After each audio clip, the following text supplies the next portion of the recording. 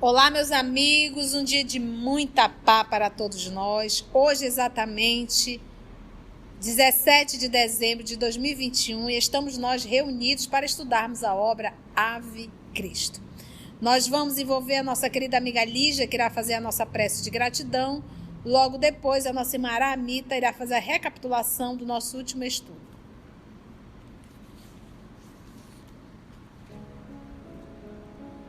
Mestre amigo Jesus, com o coração em festa, e chegamos hoje ao último estudo do ano. Agradecemos porque pudemos estar aqui convosco, em volta dessa palavra, que possamos sentir o que temos aprendido nesses estudos e que sempre, na hora de tomar uma decisão, por menor que ela seja, possamos pensar: o que Jesus faria se estivesse em meu lugar? E assim, viver o Evangelho, levar o Evangelho para todas as pessoas que estejam à nossa volta e poder, apesar das nossas imperfeições, apesar dessa camada de poeira que seria sobre esse espelho da nossa alma, poder refletir um pouco da sua luz. Graça te damos, Senhor, hoje e sempre. Que assim seja.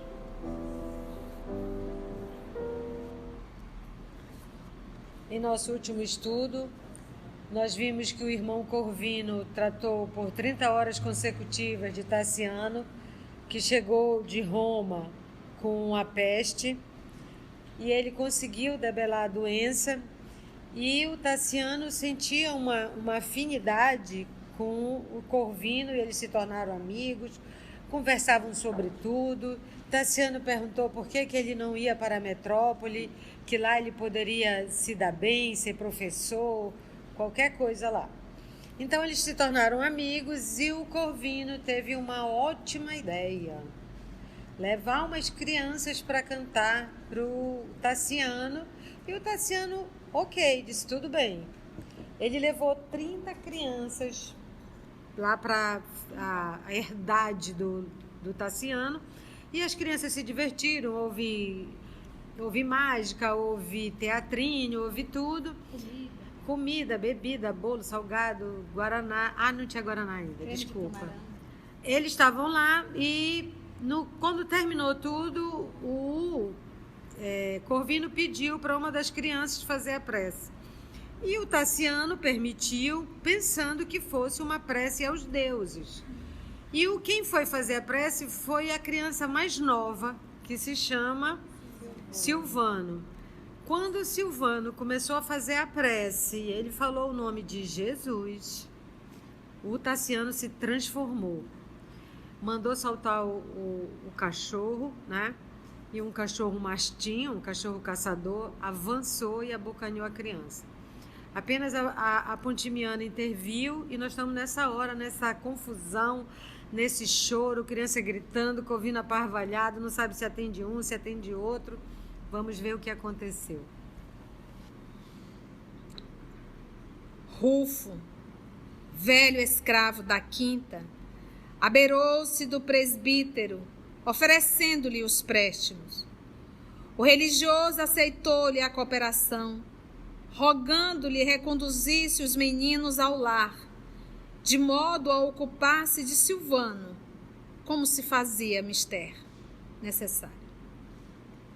Dispôs-se ao regresso, conchegando a inocente vítima de encontro ao peito.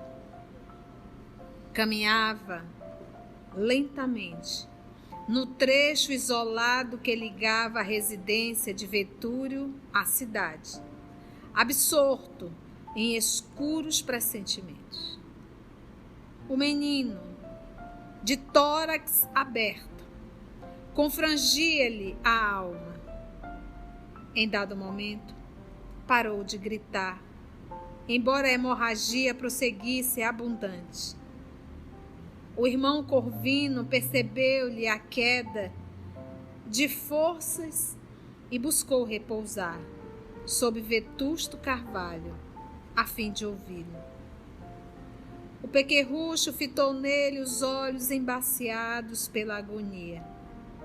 Varro, em pranto, inclinou-se paternalmente e perguntou com carinho: Estás recordando Jesus, meu filho?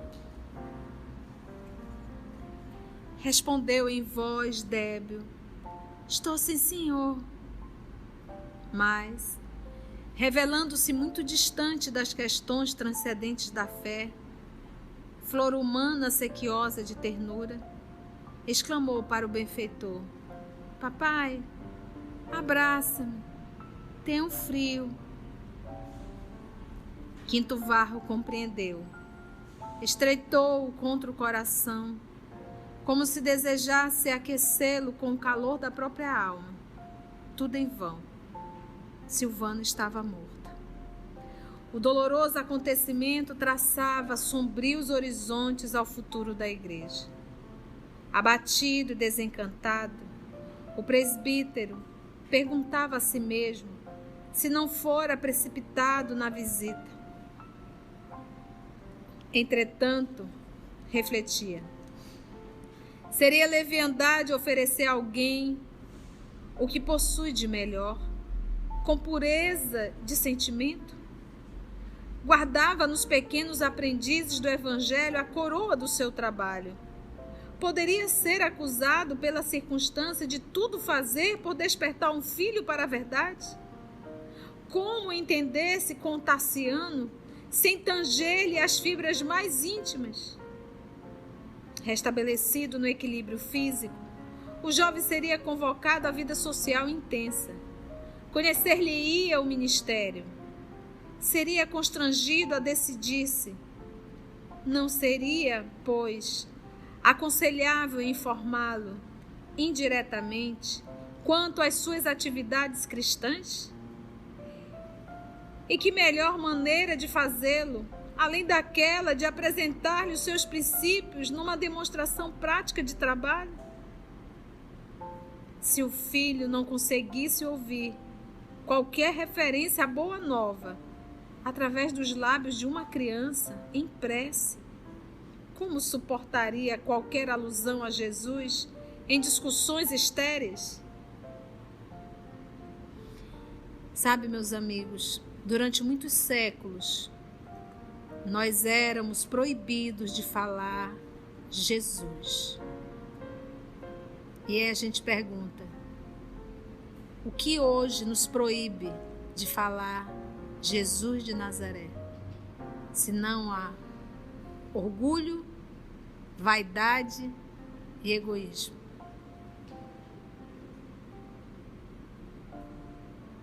Nós temos vergonha de falar o nome de Jesus em público.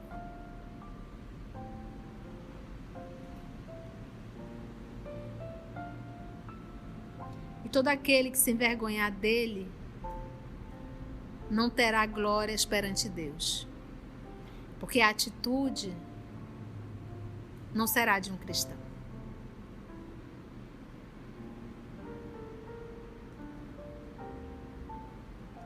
Se o filho não conseguisse ouvir qualquer referência à boa nova através dos lábios de uma criança em prece, como suportaria qualquer alusão, qualquer referência a Jesus em discussões estéreis? Não podia ele, Varro, hesitar entre qualquer sentimento pessoal e o Evangelho. Seus deveres para com a humanidade superavam-lhe as ligações consanguíneas. Embora reconhecesse semelhante verdade, entendia lícito operar, de algum modo, em favor do filho querido. Tassiano, porém, mostrara-se impermeável e rígido. Parecia muito distante de qualquer acesso à própria justiça. Aí você vai dizer, mas tia, é porque ele acredita que foram os cristãos que mataram o pai dele. Não é só por isso, é também isso. A ira dele não é só de uma encarnação. Essa ira dele contra os cristãos, ele já carrega há séculos. Só aflorou. Porque quando algo toma uma proporção muito grande dentro de ti, aquilo já é a soma do que já tinha lá dentro.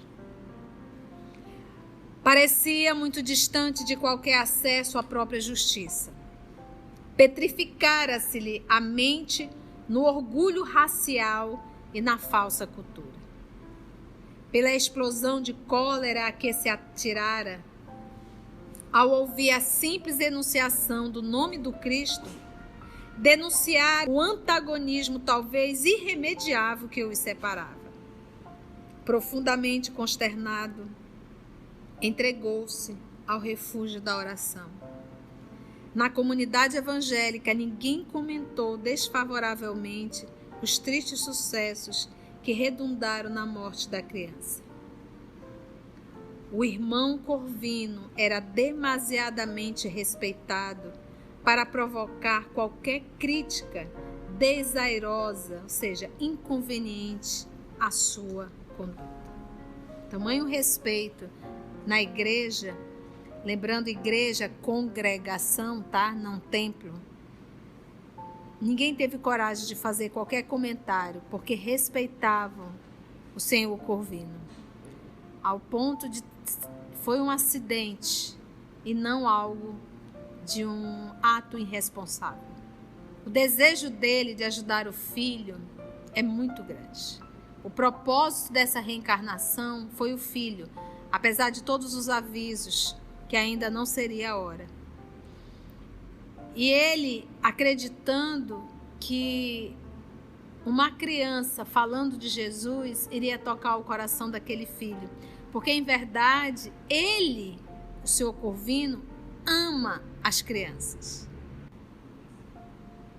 Porque o coração amoroso é tamanho, é aquilo. Ele jamais passou pela cabeça dele que Tassiano teria coragem de fazer isso. Ele idealizou na sua cabeça de pai. E ele tinha uma amizade muito grande com Tassiano. Ele conquistou essa amizade. Tassiano tinha um respeito muito grande. Foi ele que cuidou de Tassiano quando com a peste. Então a amizade estava tão estreita que ele tinha certeza. Aí ele disse, ao invés de eu falar, eu vou levar uma criança. Mas isso não passou na cabeça. Tanto é que ele está nesse processo de dor muito grande agora. E olha o que ele diz. Entre o trabalho que a realizar e esse amor consanguíneo, ele não pode relaxar em relação ao trabalho. É como se nesse momento ele foi necessário ele chegar aos extremos da dor para ele entender que Tassiano não quer. Não é a hora. A gente tem que aprender a respeitar o livre-arbítrio de cada um. Por mais que a gente saiba onde vai dar isso, a gente tem que esperar as coisas acontecerem e o outro sofrer as consequências das suas atitudes. Nos ajuntamentos da cidade, contudo, o assunto crescia esfervilhante, ou seja, fervilhava mesmo. As correntes de opinião nascidas em casa de Vetúrio distendiam-se agora por todos os lugares. Para a maioria dos espectadores, Tassiano era apresentado na condição de um herói, empunhando o gládio vingador das divindades olímpicas. Mas para o grupo simpatizante do cristianismo, surgia como símbolo terrível de novas perseguições. Porque se ele teve coragem de soltar um cachorro caçador sobre as crianças, já entendeu a perversidade desse cidadão. Os cristãos comumente eram acusados de encantamentos vergonhosos. Por que encantamentos? Porque as pessoas buscavam aquele cristianismo e se tornavam cristãos. Então diziam, olha, fulano foi encantado. Como o nosso Paulo de Tarso, o que ele dizia? Que ele foi pego de feitiçaria. Foi uma feitiçaria. E outros diziam que ele tinha enlouquecido. De encantamentos vergonhosos e detestáveis e de práticas de bruxaria, das quais o infanticídio fazia parte. Matavam crianças. Olha o que o povo falava. E aí a gente fica triste quando as pessoas dizem que nós espíritas somos bruxos, seja lá o que for. Uai, se chamaram de Jesus de Beelzebu, você está com raiva de quê? Você espera o quê da terceira revelação? É sempre assim. Quando o trabalho é grande, ele é muito perseguido. Enfia isso na cabeça. Quando o trabalho é grande a nível moral, o trabalho se torna muito perseguido. E, por isso, não faltou quem visse na morte de Silvano alguma coisa relacionada com feitiçaria e operações mágicas. Quadros terríveis foram pintados pela imaginação do populacho exaltado, e a viúva Mércia, mãe do menino morto, foi convocada à acusação.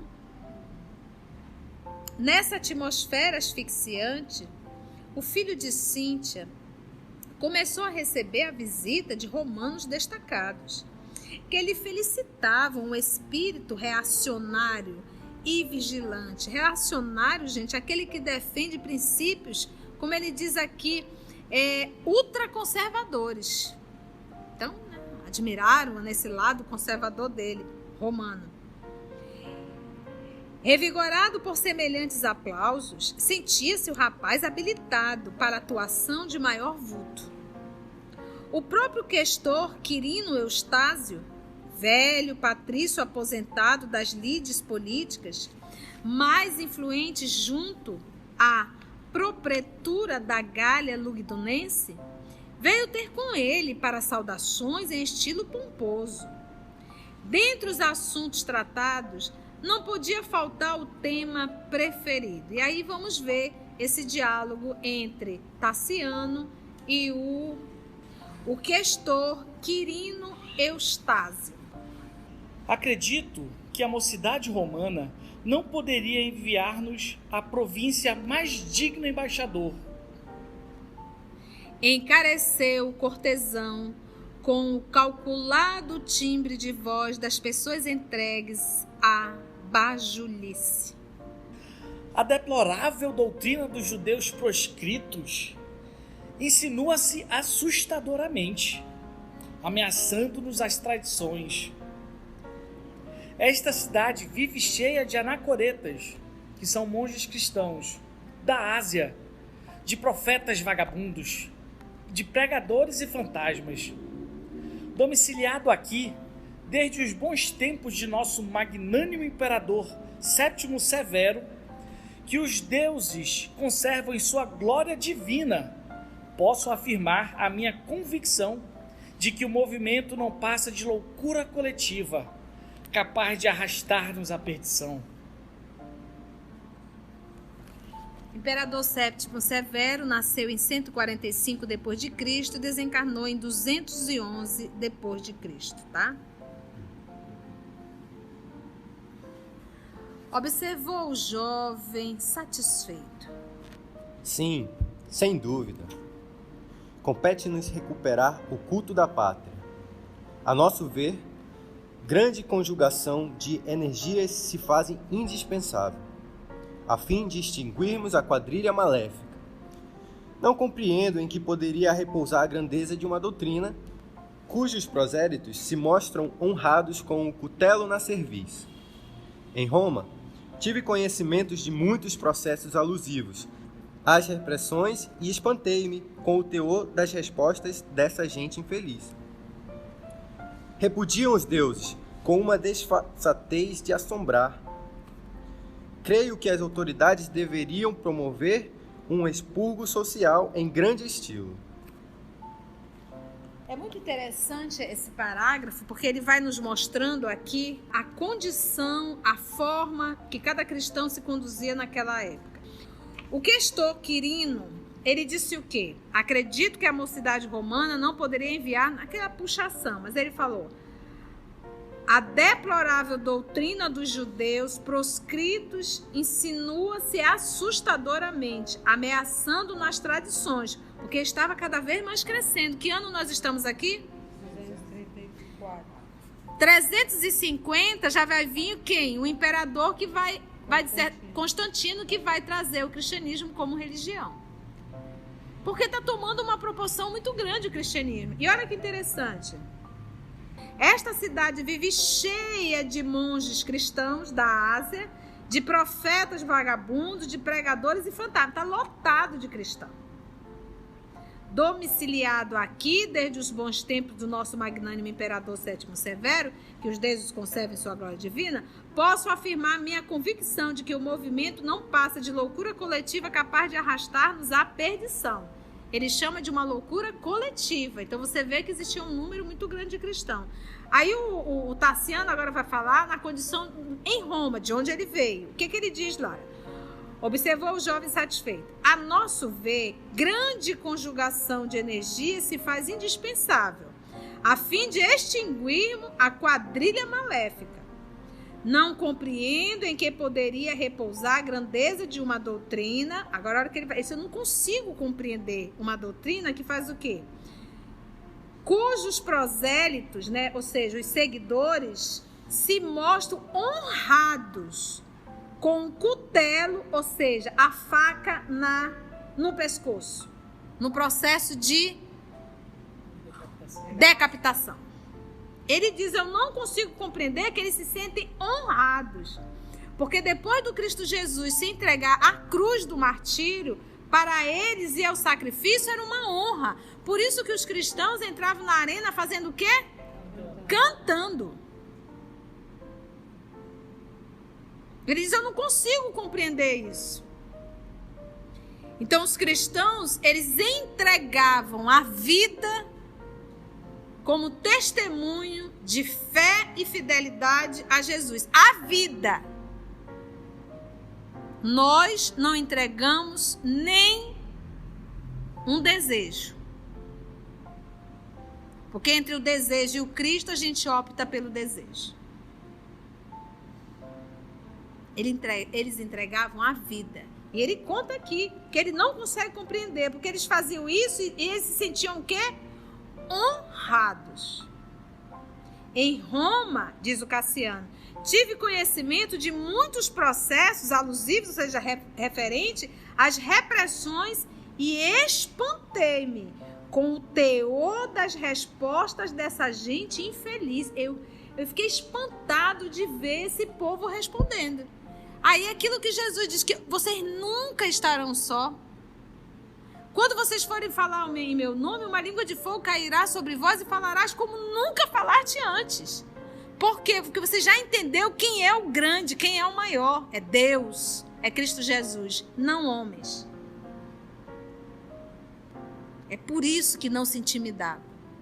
E o outro ponto, eles tinham a certeza da continuidade da vida, porque eles sabiam que Jesus ressuscitou no primeiro dia da semana, no domingo. E eles sabiam que Jesus interagiu várias vezes com os discípulos. A paz esteja convosco. Espantei-me com o teor das respostas dessa gente infeliz, que é como ele vê, que são infelizes, né? Infeliz é ele. O verdadeiro cristão, ele vive num mundo de alegria íntima. Independente de tudo que venha acontecer, ele tem uma alegria íntima, porque ele carrega o Cristo Jesus dentro dele, é a fé, a certeza e a paz de consciência. Porque o que mais nos atormenta é a dor na própria consciência. Eles não carregavam isso. O Tassiano é um infeliz. Ele é um infeliz. Com o ódio que ele carrega.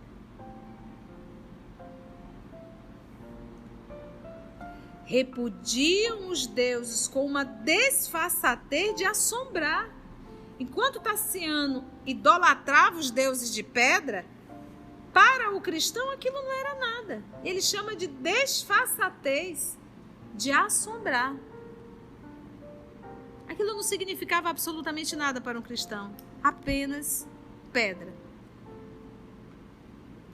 Creio que as autoridades deveriam promover um expurgo social em grande estilo. Cenas do próximo capítulo. Vamos envolver a nossa irmã Aramita, que irá encerrar o nosso ano de 2021, a sua fala, logo depois a sua prece. Ai, não pode chorar, não quero não. Pode chorar sim, chora. Não, é com gratidão, né? Esse ano de 2021 foi um ano de desafios para todo mundo, no mundo inteiro, inclusive até aqui no Ave Cristo, foi bem na hora, também está com a pandemia lá. As lições nos são dadas, e isso me fica de lembrança, e eu desejo para vocês também, que a gente pegue as lições desses livros que a gente estudou e coloque no dia a dia. E faça como fez Corvino, que diz aqui, ele estava consternado, né? Quando uma pessoa está consternada, ela está com uma tristeza profunda e imensa e com muita dor. O que ele fez? Se refugiou na oração. Nós que somos cristãos e que somos espíritas, nos esquecemos muito da oração. E os espíritos sempre nos dizem, né? Te refugia na oração, a prece deve ser a tua primeira opção em qualquer situação. E quantas vezes só nos chega como a última, no desespero. Teve gente que perdeu famílias, né? Familiares, muitas famílias inteiras foram levadas na pandemia. Mas que a gente se lembre, né, que a vida não é só aqui, é um contínuo, aqui é só um aprendizado, uma prova. Como diz minha irmã Carla, é um planeta de provas e expiações, não de prazeres e diversões.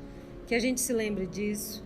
E eu gosto das palavras de Emmanuel que nos dizem, te fia na oração, cumpre o teu dever, faz o teu trabalho e caminha até o fim.